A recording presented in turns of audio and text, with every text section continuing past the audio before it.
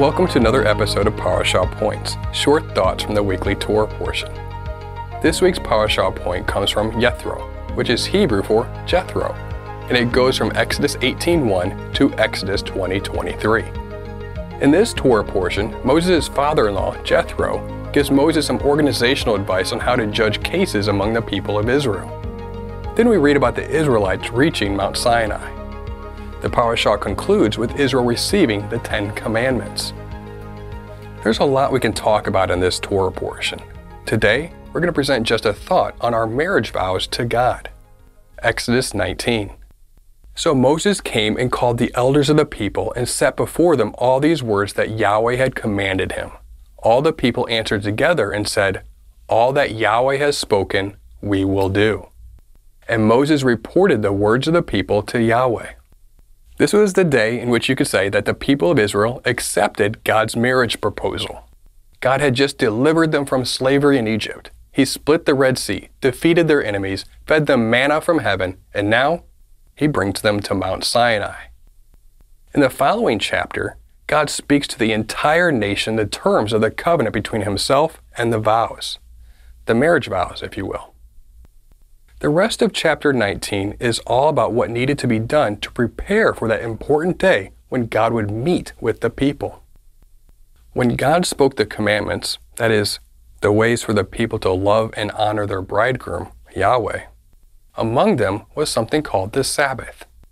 It's the commandment to rest on the seventh day, and we're told to remember it. The Sabbath is a memorial of creation according to Exodus chapter 20. And when the commandment is reiterated in Deuteronomy 5, it's said to also be a memorial of our deliverance from Egypt. So, this is a very special and meaningful thing that we're to observe every week as we remember God's amazing love for us as our Creator and Deliverer. And one should also not forget the prophetic value of the Sabbath. Also, in Exodus 31:13, the Sabbath is called a unique sign between God and His people. Why? So that we may know that we are sanctified unto Him. Exodus 31. You are to speak to the people of Israel and say, "Above all you shall keep my Sabbaths, for this is a sign between me and you throughout your generations, that you may know that I, Yahweh, sanctify you."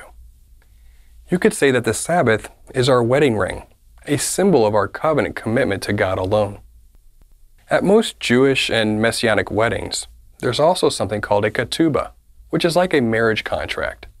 It's a document containing the bride and groom's vows to each other. During the ceremony, they'll each sign the document. The couples will usually get their ketubah framed and hang it on their wall as a reminder of their love and their vows to each other.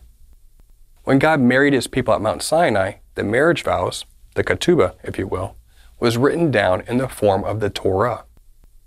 We have the gift and honor of being God's bride. When we came to know the Messiah and we received Him by faith, we said, "I do," to God. All God is looking for is His bride to honor her marriage vows.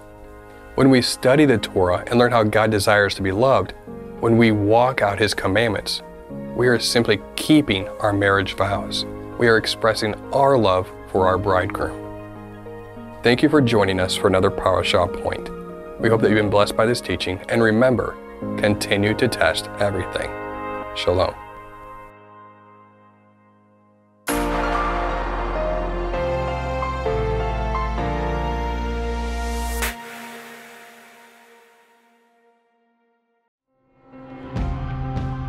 It is because of you, our generous supporters, who make it possible to offer these high-quality teachings completely free of charge. If you feel led to support 119 Ministries so that we can continue this effort, please visit testeverything.net and click on the Support 119 tab. Learn how you can partner with us to take the whole Word of God to the nations.